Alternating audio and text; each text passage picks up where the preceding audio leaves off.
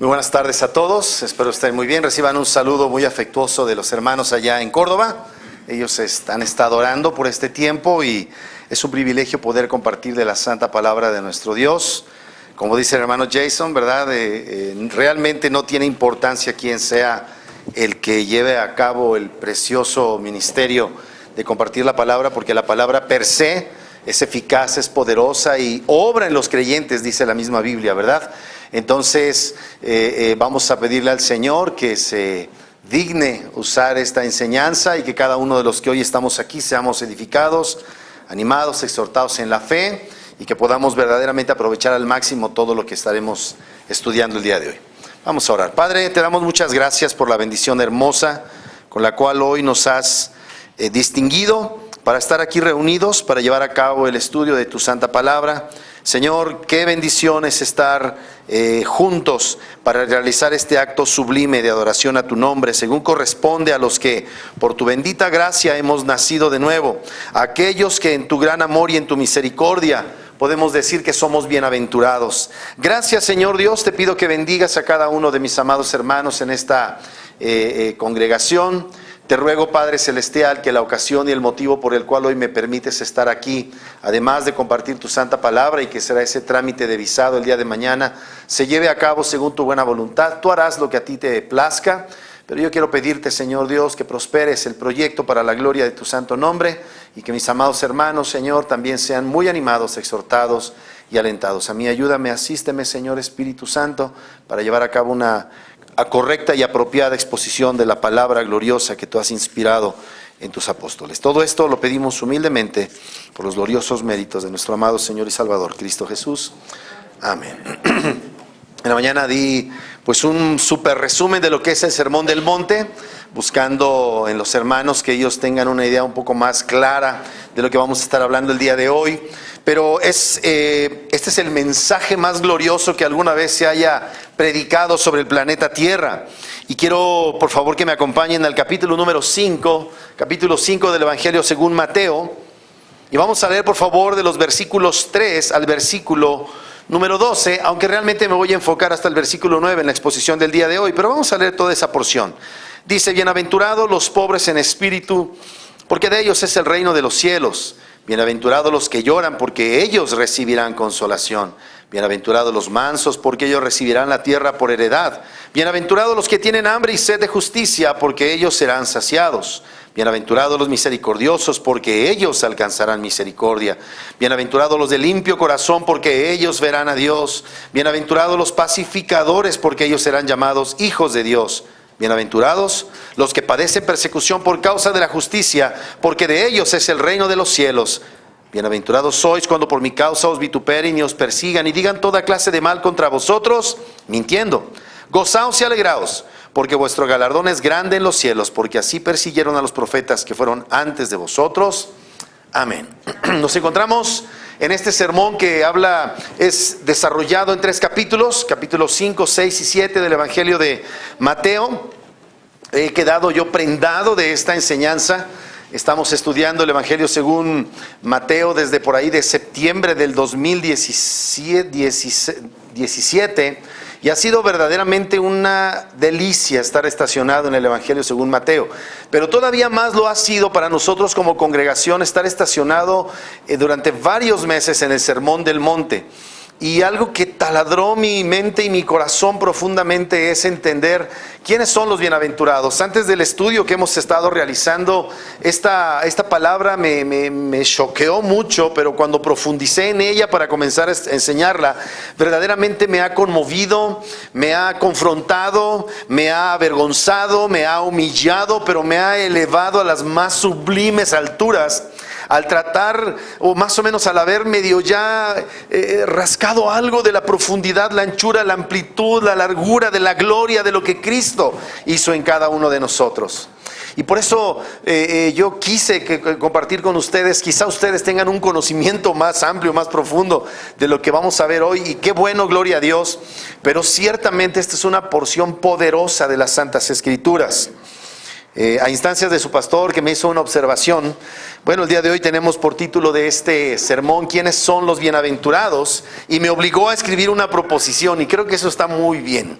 Y la proposición es esta: cada genuino creyente debe estar persuadido del cambio esencial del que ha sido objeto en el nuevo nacimiento. Lo voy a volver a decir. Cada genuino creyente debe estar persuadido del cambio esencial del que ha sido objeto en el nuevo nacimiento. ¿Como ocasión de qué el Señor lleva a cabo la exposición del Sermón del Monte? Bueno, eso lo podemos encontrar en el capítulo número 4. Por favor, observen esto, en el capítulo número 4, versículos 23 al 25, y dice así: y recorrió Jesús toda Galilea, enseñando en la sinagoga de ellos, y predicando el evangelio del reino, y sanando toda enfermedad, toda dolencia en el pueblo. Y se difundió su fama por toda Siria, el norte, y le trajeron todos los que tenían dolencias, los afligidos por diversas enfermedades y tormentos, los endemoniados, lunáticos y paralíticos, y los sanó. Y le siguió mucha gente de Galilea, de Decápolis, de Jerusalén, de Judea y del otro lado del Jordán. Viendo la multitud, sigue narrando, viendo la multitud. ¿Qué multitud? Ya vimos cuál, la que se vio atraída por los milagros que estaba realizando. Él enseñaba y se realizaban los milagros. No realizaba los milagros para llamar la atención. En su enseñanza venía la acreditación por parte del Padre en el poder del Espíritu Santo para llamar la atención a que Él era el vocero absoluto de las verdades y de la revelación, y Dios calificaba eso que Él hacía por medio del despliegue de un poder glorioso en milagros. Y eso atrajo a muchos. Pues qué persona que escuche, ¿verdad?, cuando tiene una dolencia, que hay una persona que sana, no va. Y entonces aquí fue una gran multitud. Bien, versículo número 5 dice: viendo la multitud, ¿qué hizo? Subió al monte. Ahora, no debemos pensar en el Popocatépetl o en Iztaccíhuatl, debemos pensar más bien en una lomita con un declive realmente leve. Nos encontramos a las orillas del mar de Galilea. Allí estaban reunidos todas estas grandes multitudes, y él asciende y se sienta. Volviendo a la multitud, subió al monte, y sentándose vinieron a él, ¿quién? Sus discípulos. ¿Quiénes eran sus discípulos? Pues es obvio, ¿verdad? Eran los 12 discípulos, es cierto, eran los 12 discípulos y otros poquitos que estaban por allí, y una gran multitud. Pero lo interesante sería que si él va a dar una enseñanza, ¿cómo tendría que estar? Pues de pie. Mire, yo tengo aquí a 50 personas, no los he contado, y estoy de pie para que todos se escuchen bien. No, pero el Señor se sienta. Esto tiene mucho significado, porque Él se está sentando como Señor soberano en la cátedra de Moisés en el monte, así como en un monte fue a través de relámpagos y vientos y nube y violencia que se hacía. Y ahí Dios magnificando su nombre a través de estas cosas impresionantes. Ahora lo vemos hecho hombre en una figura familiar, empaquetando toda la voluntad de Dios, sentándose para hablar precisamente de esto que el pueblo esperaba. Pero llama la atención porque en aquellos tiempos lo que hubieran esperado los judíos es que un rabí se sentase para hablarles ¿de qué? De la ley.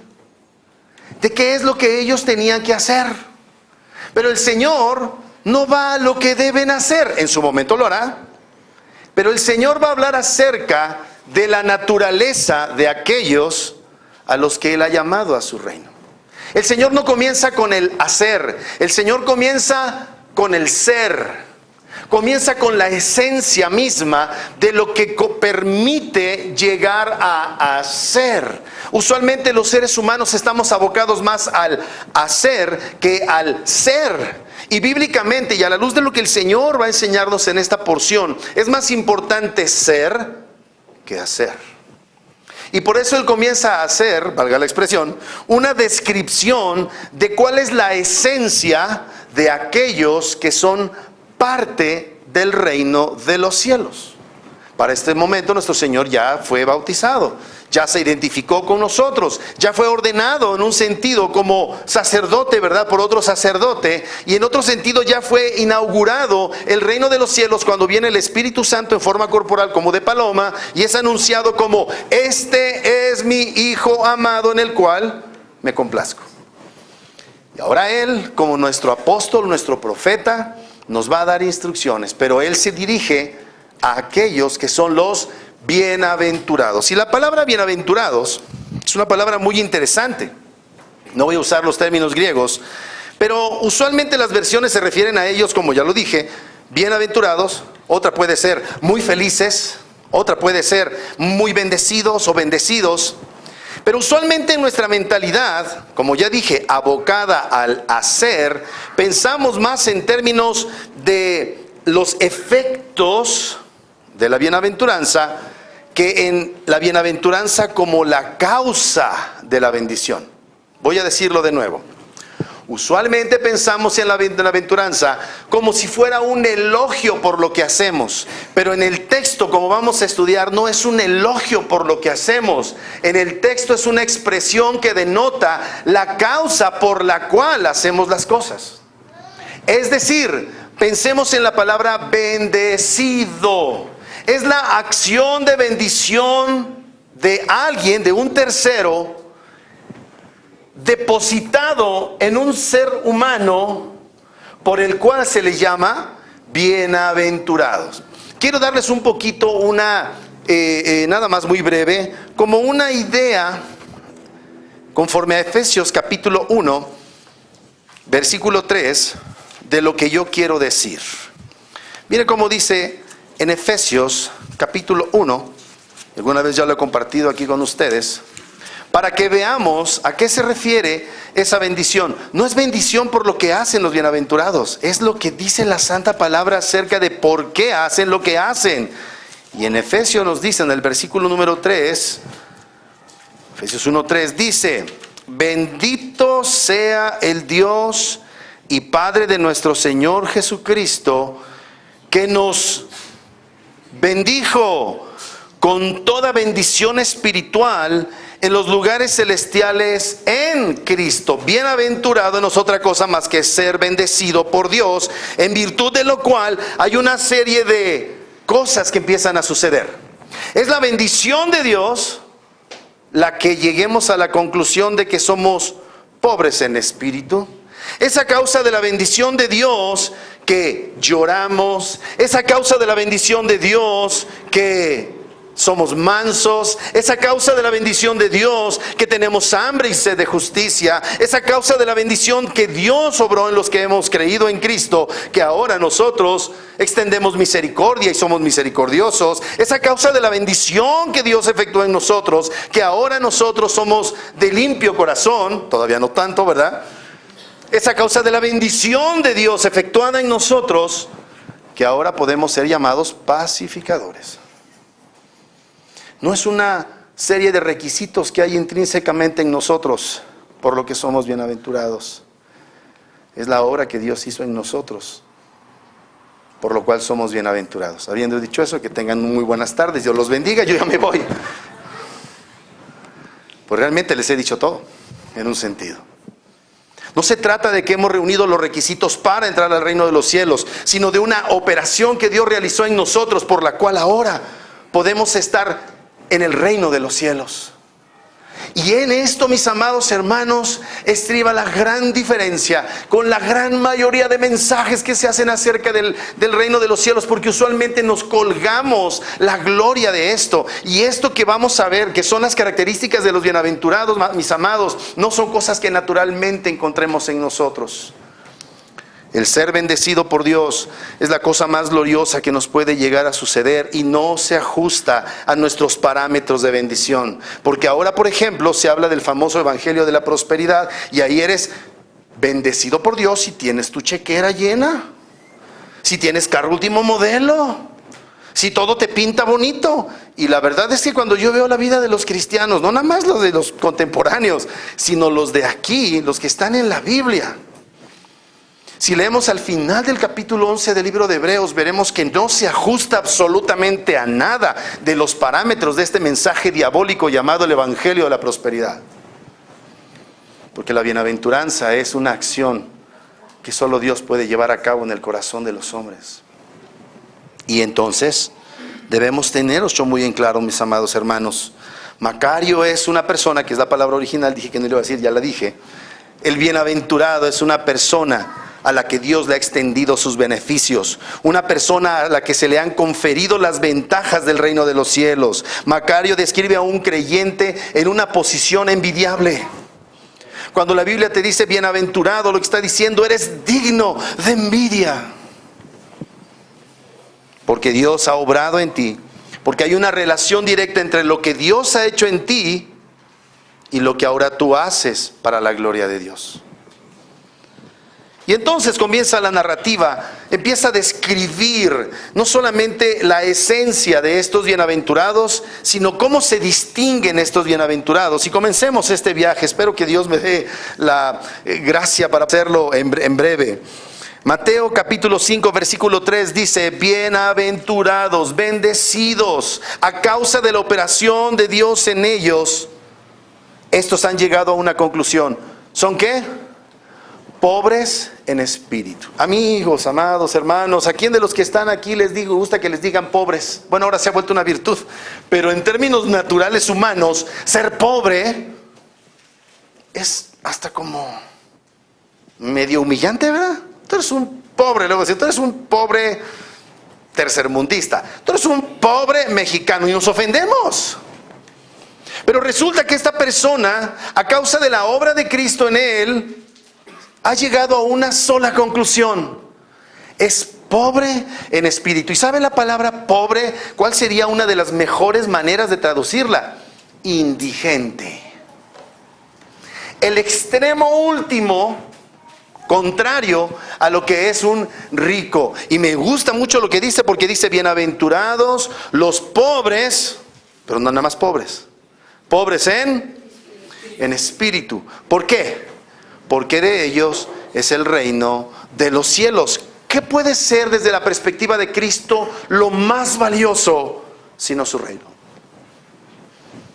En las categorías de las cosas valiosas para Dios, su reino tiene preeminencia por sobre todas las cosas, porque nuestro Dios es Rey, Señor absoluto, Dios soberano. Así comenzó la oración nuestro querido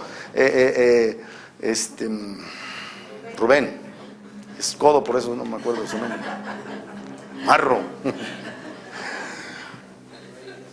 Dios está diciendo: darte cuenta de que eres un indigente para adquirir el reino de los cielos es una condición indispensable, el sine qua non, para poder ser propietario del reino de los cielos. Cuando tú crees que tienes para adquirir el reino de los cielos, tú has sido descalificado, porque no es que meramente seas pobre. Tú puedes ser el hombre más rico del mundo y ser un pobre en espíritu y tener el reino de los cielos. Y puedes ser la persona más pobre y más indigente y rechazar el reino de los cielos y tener otros valores superiores. Bienaventurados los pobres en espíritu, los indigentes en espíritu, los que se dan cuenta que no hay recurso humano, que no hay manera en la que ellos podrían adquirir esto, que es el absoluto valor en todo el universo, el reino de los cielos. Mis amados hermanos, solo Dios puede hacer eso en el corazón de un hombre. Solo Dios te puede mostrar cuán inicuo, cuán malvado, cuán destituido de la gloria eres. Y lo dice el mismo Efesios, nos dice: ustedes estaban muertos en sus delitos, en sus pecados, pero Dios. Mis amados hermanos, ser bienaventurados no es un asunto de las cualidades que nosotros reunimos para ser propietarios del reino.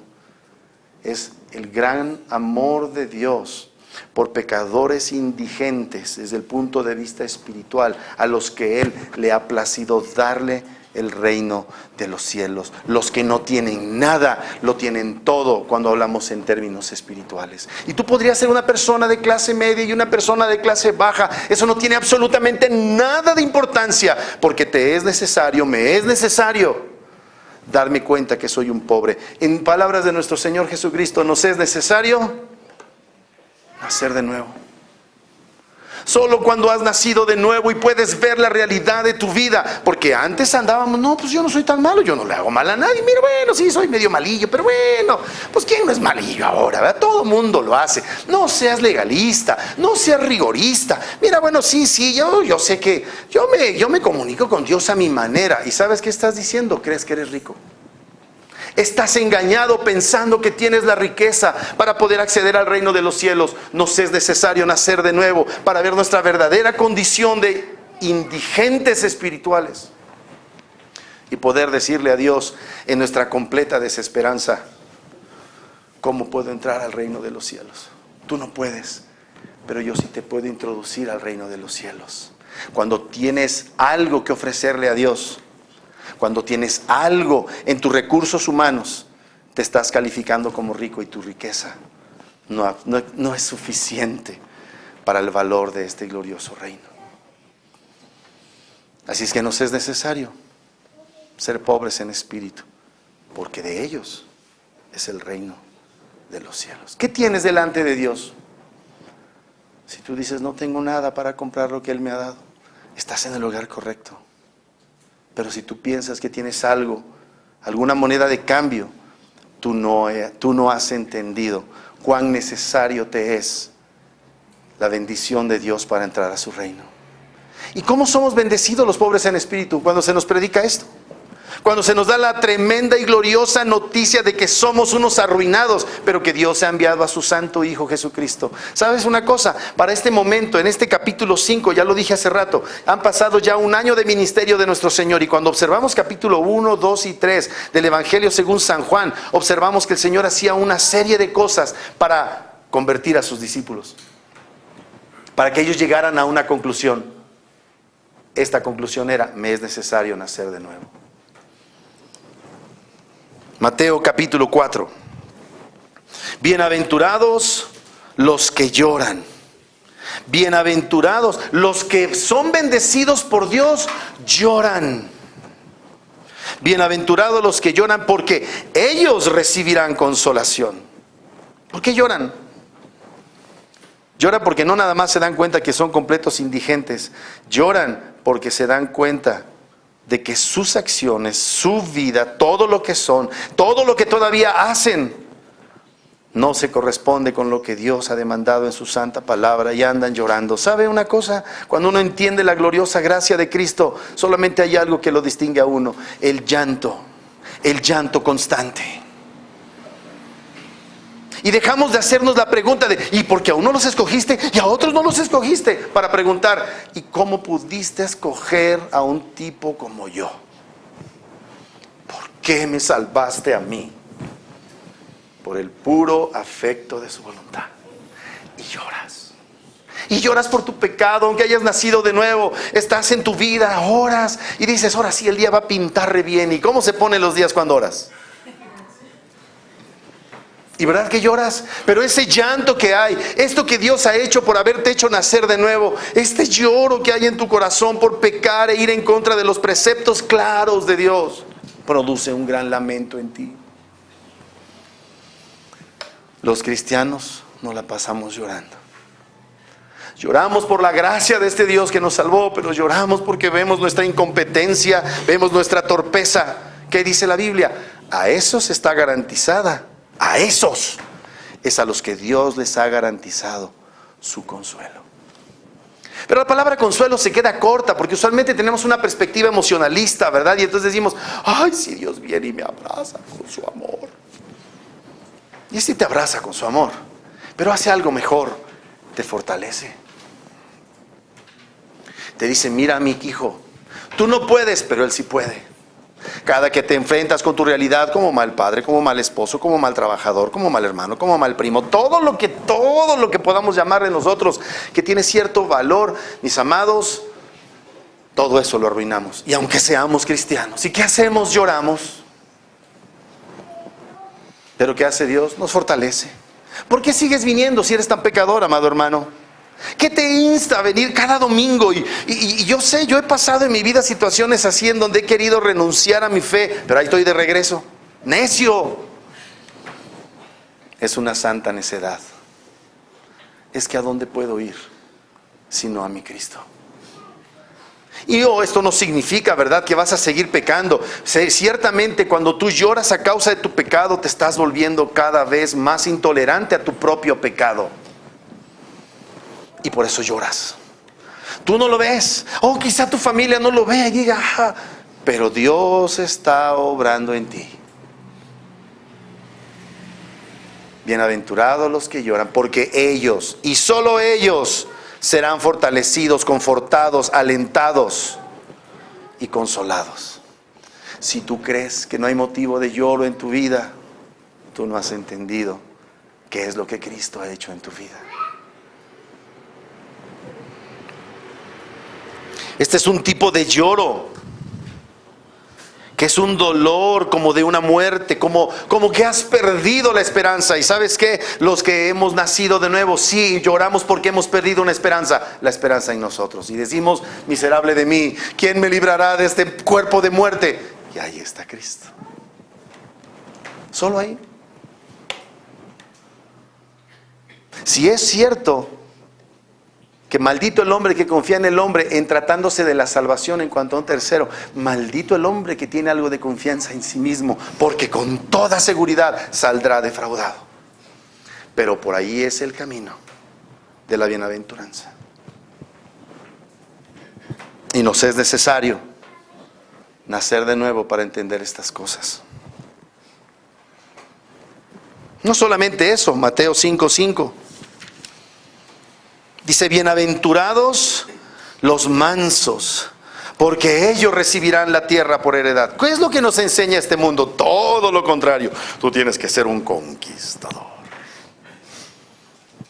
El mundo está esperando que vayas y lo tomes. Es más, hasta tergiversamos esa escritura que dice que el reino de los cielos sufre violencia y solo los valientes lo arrebatan. Y ahí nos sentimos, ¿verdad? ¿Sabes una cosa? Esa es una traducción con ciertas limitaciones que no nos permite ver que para poder llegar a tener el reino de los cielos es necesario que alguien lo gane por nosotros.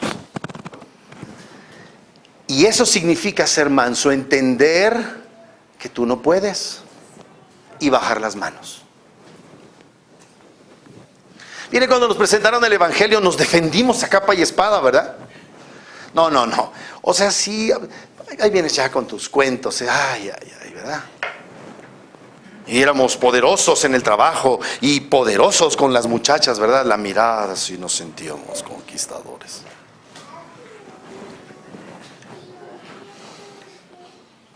Pero la Biblia dice, bienaventurados los mansos. Y la mansedumbre, mis amados hermanos, no es propia de los seres humanos.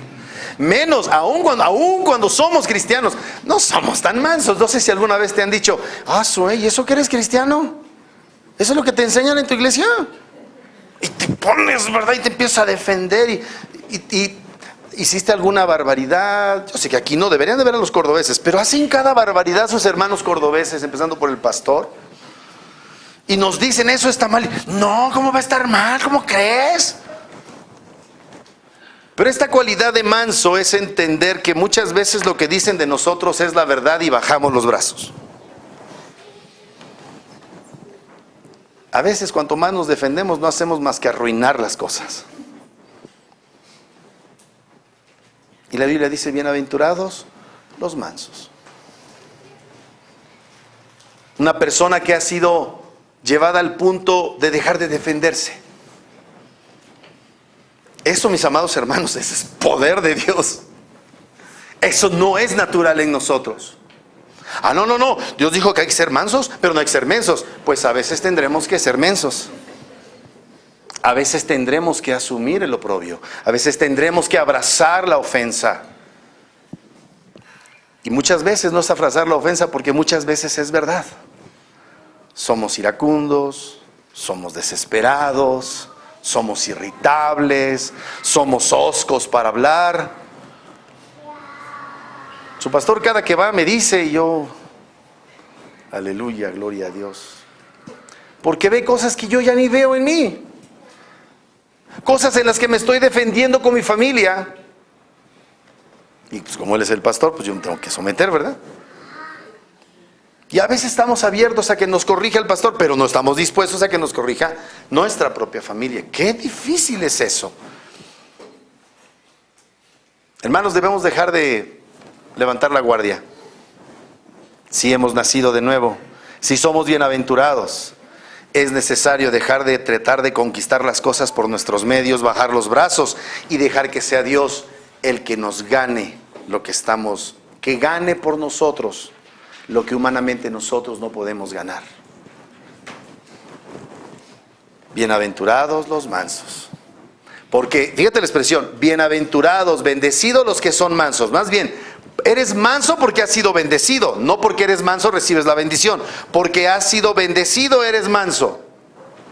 Y si has sido bendecido y ahora eres manso, recibirás la tierra por heredad. La forma en la que está conjugada la expresión en el original griego es impresionante, porque no haces absolutamente nada más que bajar los brazos para que sea Cristo el que gane por ti lo que de otra manera no podrías ganar. Bienaventurados los mansos, porque ellos recibirán la tierra por heredad. ¿Qué tierra? ¿Esta tierra caída? Este mundo hecho pedazos, donde hay demandas de justicia, demandas de distribución de la riqueza y un montón de mentiras completamente contrarias a la ley de Dios. No, es ese evento escatológico en el cual, por la gracia de Dios, habiendo Cristo consumado su reino, recibiremos la tierra por heredad. Tierra nueva, cielos nuevos. Gobiernos, ahora sí, verdaderamente incorruptos e incorruptibles. En donde la verdad prima, en donde la mentira no tiene ni siquiera la más remota posibilidad de cabida, en donde no hay gente que sea maltratada, sino en donde verdaderamente la paz y la justicia, a causa de Cristo, nos son entregadas. ¿Verdad que te fortalece saber todo eso? ¿Verdad que es bueno saber, entender, oye, ya entendí? O sea, estoy peleando lo que no debo pelear. Estoy reclamando lo que no debo reclamar. Ya fue dado todo en Cristo. ¿Por qué? ¿Por qué sigo en esta misma actitud? Porque nos es necesario entender las Sagradas Escrituras y entender que la bienaventuranza no es un elogio por lo que hacemos, es lo que Cristo ha hecho en nosotros, porque se lo dijo a sus discípulos. Y había un montón de gente ahí, pero el Señor le habló a sus discípulos. Yo he estado en congregaciones, de verdad, se lo digo, no esa manera, inmensas. La mayoría ni entiende.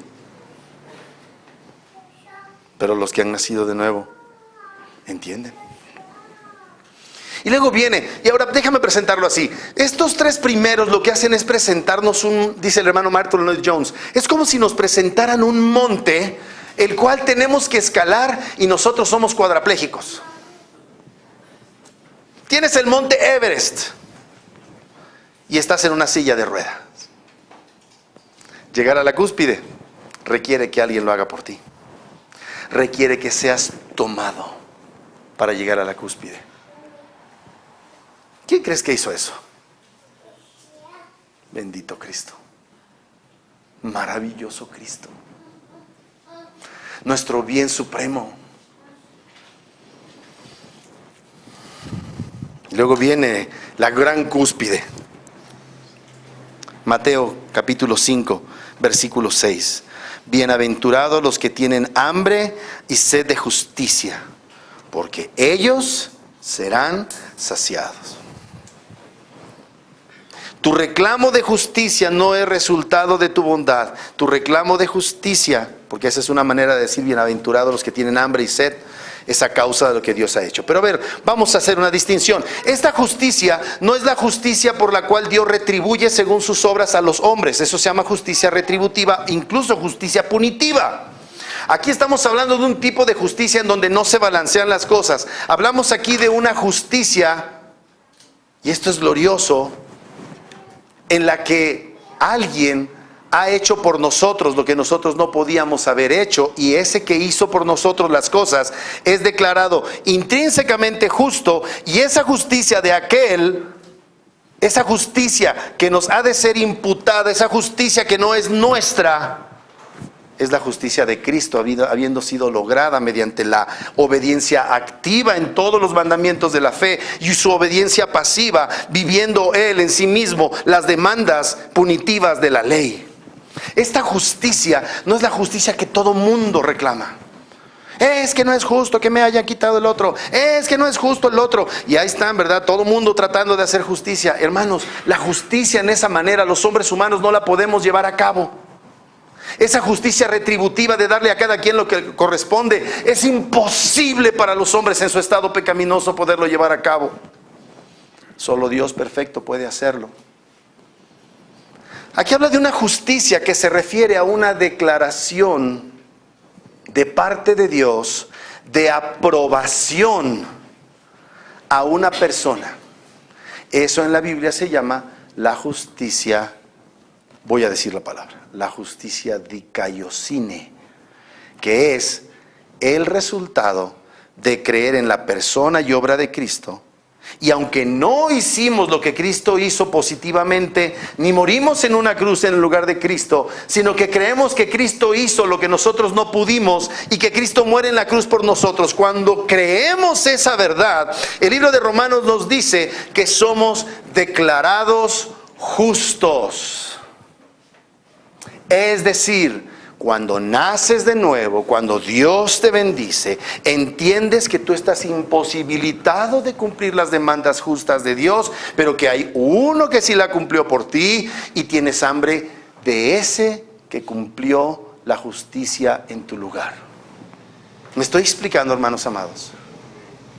A eso se le llama justicia imputada. No es justicia intrínseca en el bienaventurado, es justicia imputada en el bienaventurado. El bienaventurado ha creído que alguien hizo lo que él no pudo.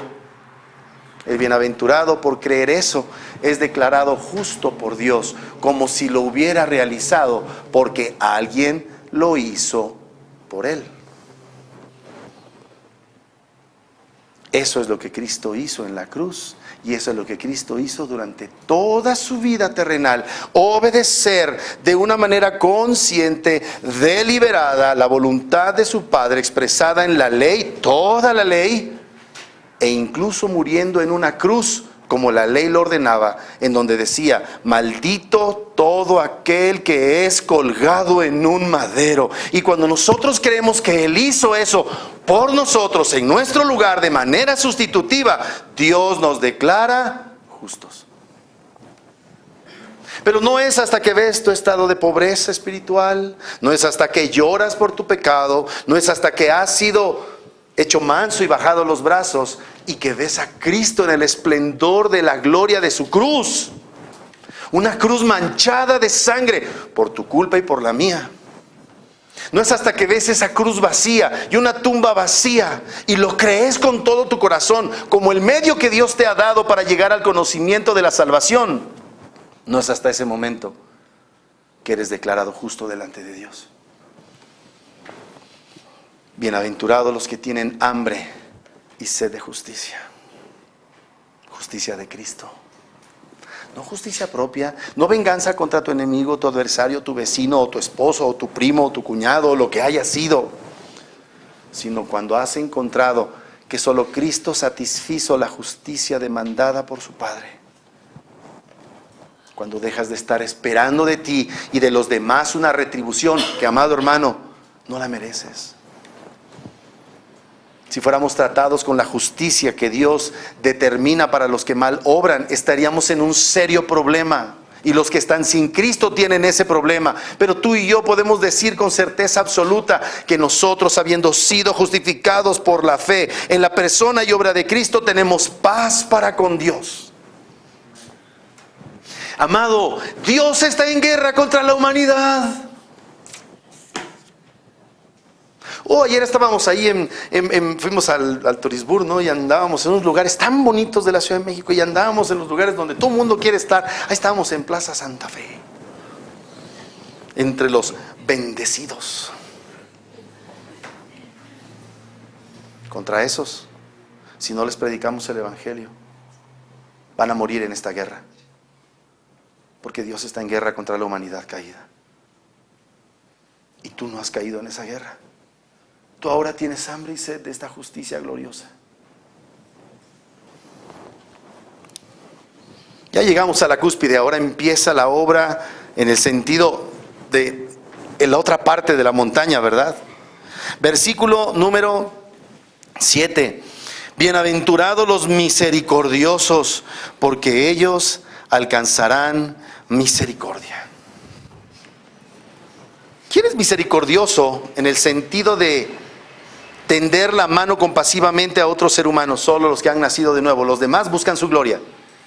Estamos en un sistema fiscal el cual premia las donaciones que son deducibles de impuestos. En el reino de los cielos no buscamos un donativo que sea deducible de impuestos. En el reino de los cielos, a causa de la obra de Cristo, nuestra vida de amor, nuestra vida de entrega a nuestro prójimo debe ser una realidad. Si no, estamos mintiendo y no somos bienaventurados. Bienaventurados los misericordiosos, porque ellos alcanzarán misericordia. En un sentido alcanzaron misericordia, pero ahora ellos extienden la misericordia. Ahora no nada más tienen lástima, ahora hacen que haya acción en sus vidas para tratar de solucionar esta situación de indigencia en los demás. Y yo les pregunto, mis amados, ¿qué mayor acto de misericordia hay que proclamarle el evangelio a un perdido? La mayor necesidad de tu prójimo, además de ser el pan, además de poder ser la ropa, a lo mejor de salir de un problema, de una deuda, la mayor necesidad que él tiene es de la salvación que es en Cristo. Y ahora ellos extienden misericordia. Pero además la idea de la misericordia es muy interesante, porque tú extiendes misericordia y la verdad es que tus recursos son muy limitados. Cuando entiendes que tus recursos son limitados, ¿qué crees? Dios te va a dar los recursos para llevar a cabo la misericordia. No es suficiente ser elocuente, no es suficiente ser una persona con buena educación y un buen testimonio. Gloria a Dios por eso, pero nos es necesario proclamar el evangelio. Y solo Dios da las ocasiones y las situaciones para que podamos predicar el evangelio. Y a veces hasta para que lo hagamos, aunque las condiciones no sean las óptimas. Una cosa le dijo Pablo a Timoteo: predica a tiempo y fuera de tiempo. Cuando les gusta y cuando no les gusta. ¿Y qué te mueve a eso? El conocer la gran obra que Cristo llevó a cabo en tu vida, la gran misericordia que Dios tuvo para contigo, por lo cual, ¿cómo podrías quedarte sin extender esta misericordia? Bienaventurados los de limpio corazón, porque ellos verán a Dios. ¿Qué es un limpio corazón? La palabra es muy interesante, porque esta palabra de limpio es todavía más profunda, es la idea de purificado. ¿Y cómo Dios purifica el corazón? Cuando nos hace llorar por nuestro pecado. De hecho, llorar por el propio pecado y llorar por el pecado de los demás es indicio de que somos bienaventurados. Lloras por tus pecados y lloras tan amargamente que tu corazón es purgado de aquello que sabes que Dios aborrece. Debemos aborrecer nuestro pecado.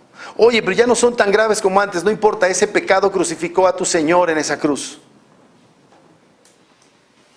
Le decían al hermano R.C. Sproul: oye, hermano R.C., ¿por qué tan severo Dios para echar fuera del Edén a esta gente, verdad? A Adán y a Eva, que tomaron del fruto. Pues porque Dios les había dado puras buenas opciones.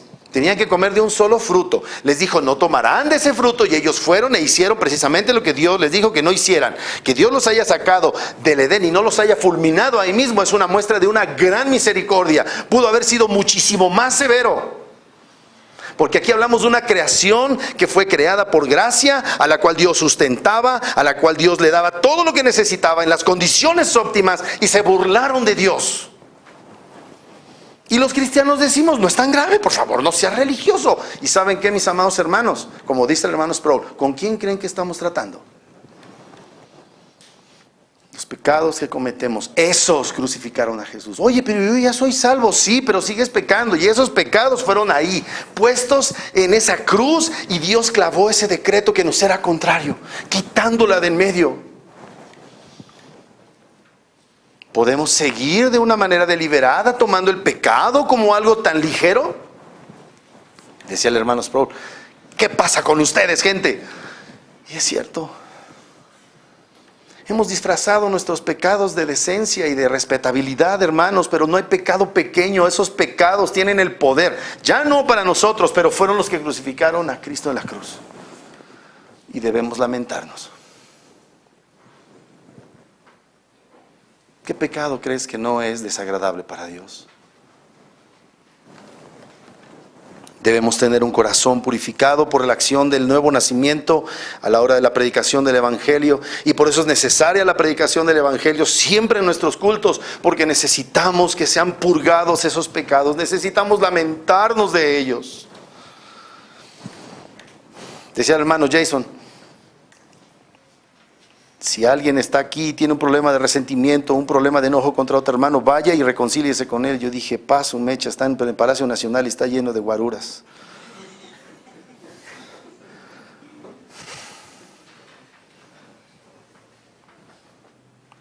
Y tengo que llorar por eso. Debemos llorar por nuestros pecados, nuestros enojos, nuestras iras, nuestros resentimientos. Debemos llorar para que nuestro corazón sea purificado. Bienaventurados los pacificadores, y con eso estamos casi terminando. Bienaventurados los pacificadores, porque ellos serán llamados hijos de Dios. Bienaventurados los pacificadores. Muchos piensan que es bienaventurados los pacifistas. Bienaventurados los que a toda costa evitan problemas. Yo no estoy hablando aquí de cristianos peleoneros. De eso no habla. Esos no son los bienaventurados. ¿Qué es un pacificador? Un pacificador es aquella persona que declara valientemente los términos de la paz entre Dios y los hombres. Lo voy a volver a decir. Un pacificador es una persona que proclama valientemente los términos del tratado de paz entre Dios y los hombres. Un pacificador no es aquel que está dispuesto a la paz a costa de la verdad. Es aquel que sabe que solo la verdad produce paz. Es aquel que está dispuesto a predicar el Evangelio a costa de ser perseguido. ¿Sabe qué hacen ahora? Hombre, eres maravilloso, ¿verdad? No, son ustedes preciosos, qué lindos son todos ustedes. Sí, son malitos, pero con un poquito de terapia y un poquito de evangelio y unos cuantos versículos motivacionales, se van a componer. No.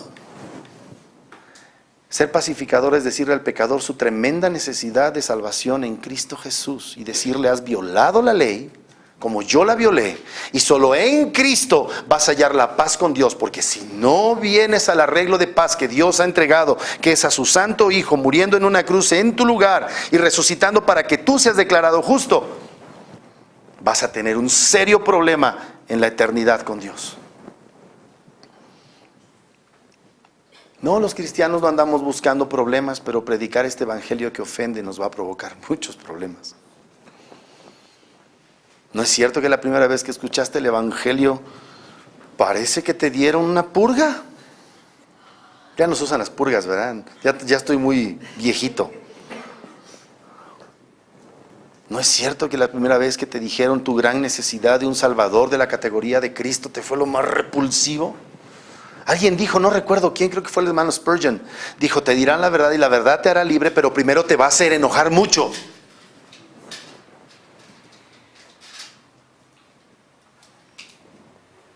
Mis amados hermanos, yo dividí estas bienaventuranzas de la siguiente manera. Este es un tratado de soteriología, las bienaventuranzas. Porque en el versículo 3 al 5, Dios nos está hablando de la necesidad del nuevo nacimiento. Lo voy a leer de nuevo. Versículo 3, bienaventurados los pobres en espíritu. Necesitas saber quién eres ante Dios. Un indigente. Bienaventurados los pobres en espíritu, porque de ellos es el reino de los cielos. Bienaventurados los que lloran, porque ellos recibirán consolación. Una vez que sabes tu tremenda situación delante de Dios, eso te produce dolor, llanto, hay una conversión. La palabra está obrando en tu corazón, te sientes indigno delante de Dios. Versículo 5, bienaventurados los mansos porque ellos recibirán la tierra por heredad. Te dice la ley culpable y tú dices, sí es cierto, soy culpable. ¿No es cierto? Es un tratado de soteriología, un tratado de salvación. Se predica el evangelio. Soy un pobre indigente. Mira nada más lo que he hecho. Soy culpable. Bendito nuevo nacimiento. Porque te vas a enfrentar a la justicia de Cristo. Versículo número 6. La justificación.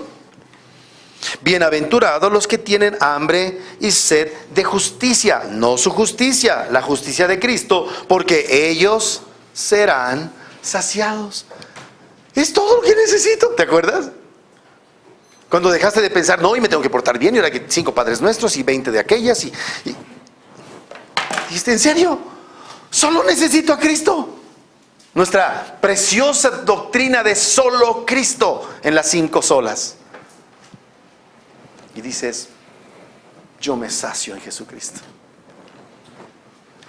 Y luego encontramos la santificación, versículos 7 al 8.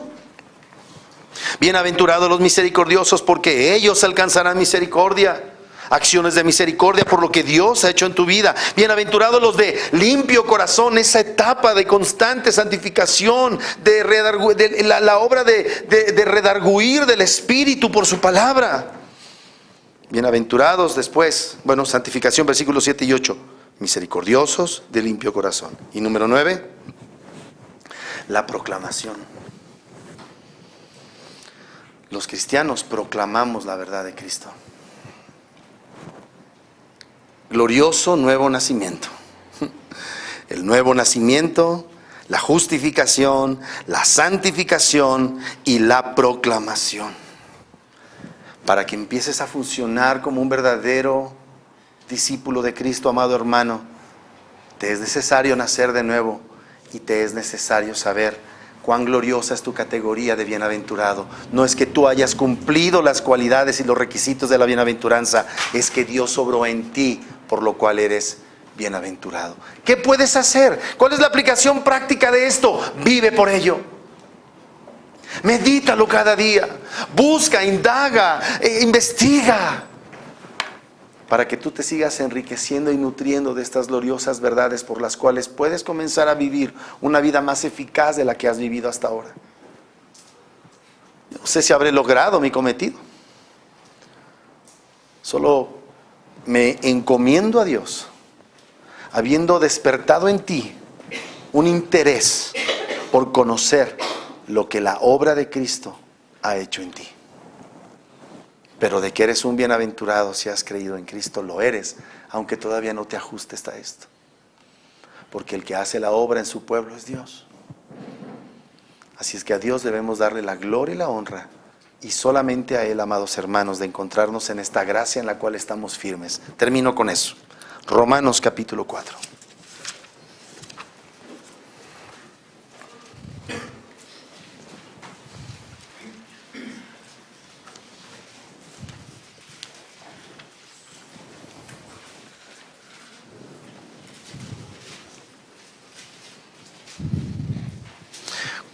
Capítulo, versículos 5 y 7.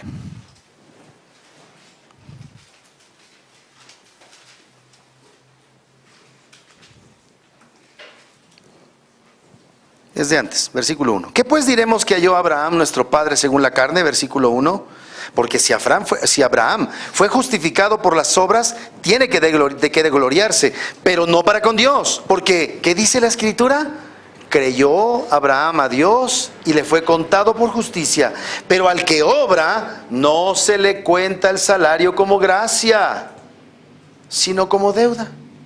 Cuando ustedes trabajaron 15 días, ¿qué esperan que haya en el cajero automático? Su sueldo. Si no se lo pagan, ¿qué hace? Va a conciliación, arbitraje y me canso, como dice, me canso, ¿verdad? ¿Se lo pagan o se lo pagan? Porque se lo deben. Pero en tratándose de la entrada al reino de los cielos, es un asunto de la gracia. Sino como deuda. Versículo 5, más al que no obra, sino que cree en aquel que justifica. ¿A quién justifica?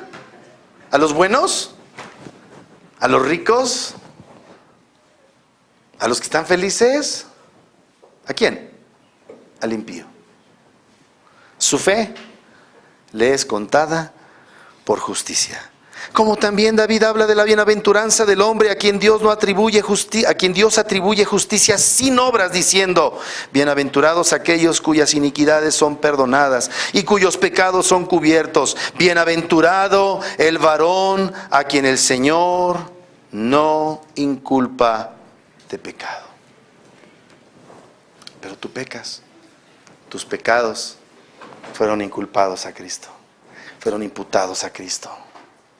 Y ahora, verdaderamente, eres bienaventurado. Vamos a orar. Nuestro amado y Padre y Dios y Padre Celestial, qué grande ha sido la obra del nuevo nacimiento en cada uno de nosotros. Qué grande es nuestra indigencia. Qué grande, Señor, es el motivo de lloro en nuestro corazón. Cuánta verdad tienes acerca de nosotros, pero también acerca de lo que Cristo hizo en nosotros.